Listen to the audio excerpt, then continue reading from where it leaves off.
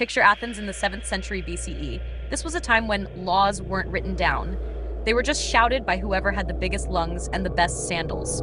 If someone wronged you, the solution usually involved finding your cousins, grabbing a stick, and hoping for the best. Then along came Draco. And no, not the Slytherin one. This Draco decided Athens needed order. He carved out the city's first written laws, displaying them publicly so nobody could say, "Wait, I didn't know stabbing was illegal." It was revolutionary. Now, justice wasn't about who you knew, but about what was carved into wood for everyone to see. There was one tiny problem.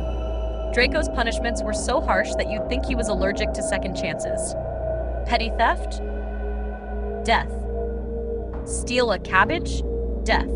Forget to return your neighbor's shovel? Probably death, although the record is a little fuzzy on that one.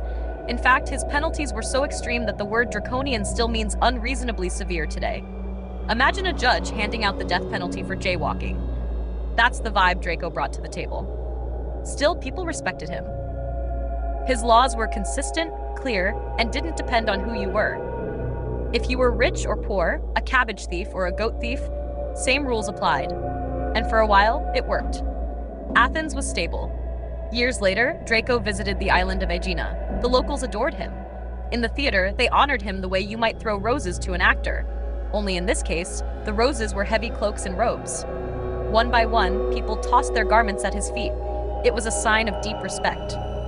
The pile got bigger and bigger, until it became less of a tribute and more of an ancient version of being buried under laundry you swore you'd fold later.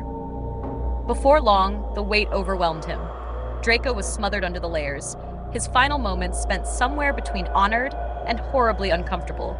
And so, the man whose laws could kill you for stealing a vegetable was himself killed by an avalanche of cozy fabrics. History calls him a stern lawmaker, but I think he's also the first recorded case of death by sweater weather.